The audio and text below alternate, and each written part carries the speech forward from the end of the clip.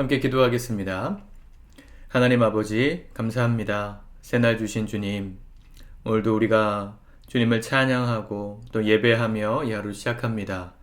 지혜를 주시고 힘을 주시는 주님, 우리의 권능이 주님께만 있으니 또 우리의 모든 생사화복이 주의 손에 달려 있음을 우리가 믿음으로 고백합니다.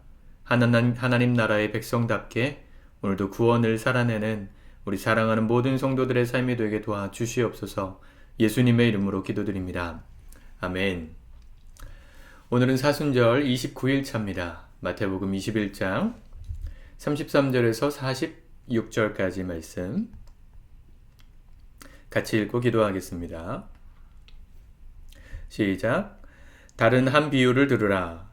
한 집 주인이 포도원을 만들어 산 울타리로 두르고 거기에 즙자는 틀을 만들고 망대를 짓고 농부들에게 새로 주고 타국에 갔더니 열매 거둘 때가 가까움에 그 열매를 받으려고 자기 종들을 농부들에게 보내니 농부들이 종들을 잡아 하나는 심히 때리고 하나는 죽이고 하나는 돌로 쳤거늘 다시 다른 종들을 처음보다 많이 보내니 그들에게도 그렇게 하였는지라.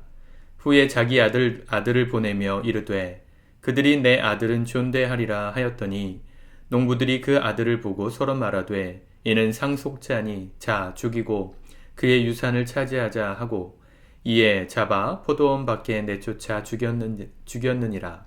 그러면 포도원 주인이 올 때에 그 농부들을 어떻게 하겠느냐.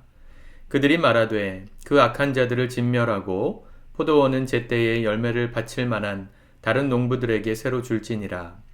예수께서 이르시되 너희가 성경에 건축자들이 버린 돌이 모퉁이의 머릿돌이 되었나니 이것은 주로 말미암아 된 것이요 우리 눈에 기이하도다 함을 읽어본 일이 없느냐. 그러므로 내가 너희에게 이르노니 하나님 나라를 너희는 빼앗기고 그 나라의 열매 맺는 백성이 받으리라. 이 돌 위에 떨어지는 자는 깨지겠고 이 돌이 사람 위에 떨어지면 그를 가루로 만들어 흩으리라 하시니 대제사장들과 바리새인들이 예수의 비유를 듣고 자기들을 가리켜 말씀하신 줄 알고 잡고자 하나 무리를 무서워하니 이는 그들이 예수를 선지자로 알미었더라. 아멘. 유명한 비유죠. 포도원 농부의 비유. 한 부자가 포도원을 만들고 아주 예쁜 포도원을 이렇게 울타리를 치고 그것을 관리할 수 있는 사람들에게 세를 주고 타국에 갔습니다. 열매를 거둘 때가 되어서 그 열매를 받으려고 종들을 보냈는데 그 농부들이 세를 들어서 소작하고 있던 농부들이 그 종들을 때려 죽이고 또 돌로 쳤던 일이 있었죠. 그런 일들을 경험하면서 아마 주인은 화가 났을 건데 다른 종들을 더 많이 보내면서 열매를 가져오라 그랬습니다. 그들도 내쫓았죠. 나중에 37절에 보니까 아들을 보내어 이르되 그들이 내 아들은 존대하리라 하고 보냈는데 농부들은 저가 상속자니까 저를 죽이고 이 포도원 밭을 우리가 차지하자. 만약 그렇게 했다면 이 농부들을 이 주인이 어떻게 할까 예수님 물으셨던 것이죠. 40절이죠. 포도원 주인이 올 때에 그 농부들을 어떻게 하겠느냐. 그들이 말하되 그 악한 자들을 진멸하고 포도원은 제때에 열매를 바칠 만한 다른 농부들에게 새로 줄지니라. 사실은 이게 상징이고 예화고 또 비유이죠. 이 말은 먼저 복음을 들었던 1차적으로는 유대인들, 특별히 유대인들의 종교 지도자였던 바리새인들과 대제사장들을 향해서 예수님 하신 말씀입니다. 먼저 말씀을 받았고 그 율법의 토라 말씀을 따라 하나님 나라 백성으로 하나님 나라를 관리하는 사람들로 세움받았는데 그들이 하나님께서 열매를 가져오라고 보냈던 수많은 종들, 구약의 수많은 선지자들과 하나님의 사람들을 때리고 죽이고 돌로 죽였습니다.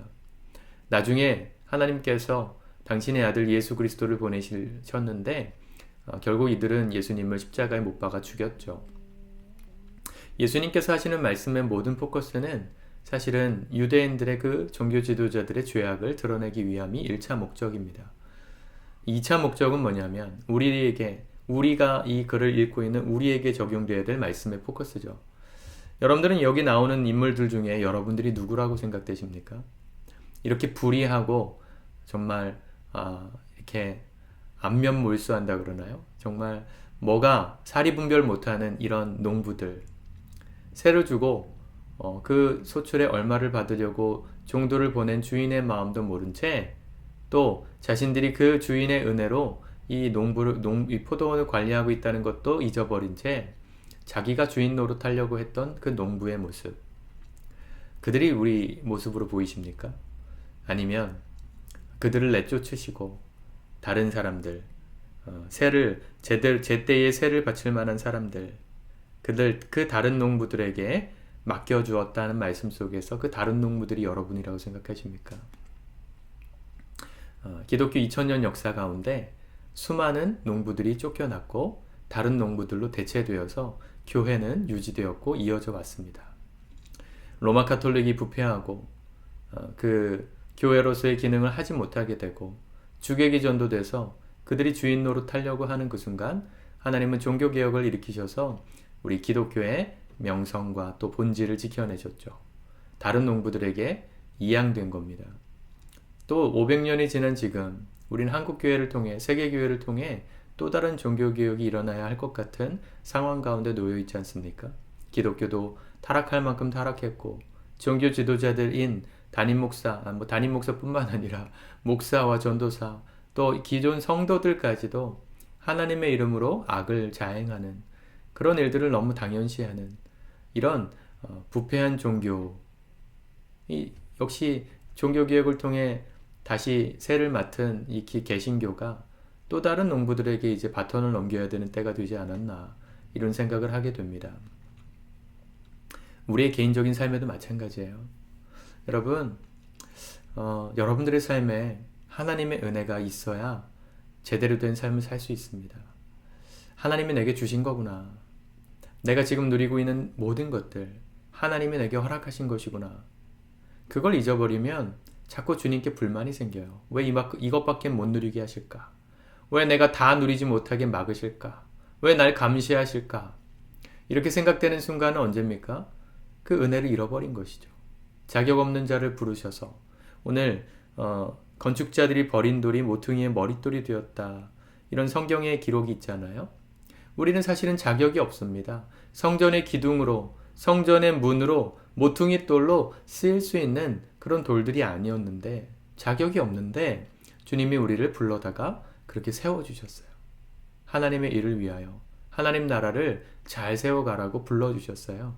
근데 우리는 그게 부담스럽다고, 나에게 내 인생 못 살게 만드는 하나님의 짐이라고, 십자가가 너무 무겁다고 불평하고 원망하면서 주님이 보내신 사람들을 저주하고 때리고 멀리하고 무시하고 그렇게 살고 있진 않습니까? 말씀은 언제나 우리를 비춰보는 거울이죠. 과거엔 그러지 않았을 수 있지만 지금은 그렇게 살고 있다면 회개해야 합니다. 또 지금은 잘 살고 있지만 이후에 또 그렇게 넘어진 순간이 올 때마다 말씀을 통해 나를 돌아봐야 합니다. 저는 목사로서 이 말씀을 들으니까 참 두렵습니다. 예전엔 그런 마음이 잘 안 들었는데, 예전에는 그냥 이 농부들 괘씸하다 이렇게만 생각했는데 어느 순간 저도 그런 농부 중에 한 사람은 아닐까 하는 두려운 마음이 참 드네요. 제가 하나님 앞에 바르게 서지 못하고 또 정신 못 차리고 은혜를 잃어버리고 내가 마치 주인인 양 행세하는 순간 주님은 여러 번 기회를 주시겠지만 결국은 다른 농부에게 제게 맡기신 이 주님의 사역을 넘기실지도 모르겠다는 그런 두려운 마음이 듭니다. 여러분, 우리가 누리고 있는 것들, 하나님께서 누리게 하신 것들 많이 없다고 생각되신다면 믿음으로 찾아보세요. 결코 없지 않습니다. 돈이 얼마나 있어야 누리고 있는 겁니까? 돈이 1조, 2조, 3조, 10조, 100조 그렇게 많은 돈을 우리가 갖고 있다고 하면 누리고 있는 걸까요? 그들도 누리지 못하고 있다고 생각해서 더 많은 걸 얻으려고 하는 게 세상의 법칙 아닙니까? 내게 재산이 100만 원도 없다고 해도 10만 원이 없다 그래도 통장에 잔고가 만 원도 없다고 해도 내게 누리게 하신 은혜를 찾아보면, 은혜의 눈이 열려지면 그 하나님께서 허락하신 은혜의 선물들이 발견됩니다. 보여집니다. 찾을 수 있어요. 오늘 이렇게 영상을 보고 있다는 것만으로도 은혜죠. 그렇지 않습니까, 여러분? 여러분, 제가 언젠가 이렇게 구걸 이제 좀 이렇게 도움을 구하시는 분이 교회에 찾아오신 적이 있어요. 자기는 돈이 한 푼도 없대요. 어, 그래서 제가 얼마를 드렸습니다. 또 어느 날은 어떤 분이 저한테 문자를 장문으로 보내셨어요. 요즘 그런 분들 많잖아요. 자기가 뭐 이렇게 열심히 일을 해보고 싶은데 가정사정도 어렵고 몸도 아파서 일을 하려고 해도 일을 할 수 있는 몸이 아니어서 뭐 이렇게 영양제라도 하나 맞고 일하러 갈 수 있도록 돈 좀 주십시오. 제가 또 한 번 보내드렸습니다. 근데 그분이 똑같은 분이 몇 달 뒤에 또 연락을 하셨어요. 또 한 번만 기회를 주십시오. 제가 의문이 들었어요. 병원 갈 돈도 없다 그러고 또 어디 막노동을 하러 가려 그래도 몸이 아파가지고 닌 거라도 하나 맞아야 되니까 3만 원만 좀 달라고 그렇게 문자를 보내시는 분의 문자를 보면서 야, 이분은 스마트폰은 어떻게 쓰고 계시지? 핸드폰은 어떻게 유지하고 계실까 궁금하더라고요. 사실은 스마트폰 쓸 거는 돈이 있고 병원 갈 돈은 없다고 해도 생각해보면 그거 스마트폰 쓸 수 있는 돈을 주신 그 돈이 내게 있다는 것 자체가 생각해보면 감사 아닙니까? 우리가 받고 사는 거 아니에요? 여러분, 아무리 없어도 내가 누리고 있는 건 많습니다. 아무렇지도 않게 공짜로 먹고 있는 물과 공기와 또 이 자연 만물의 아름다운 꽃들과 그게 돈으로 가치로 살 수 없습니까, 여러분?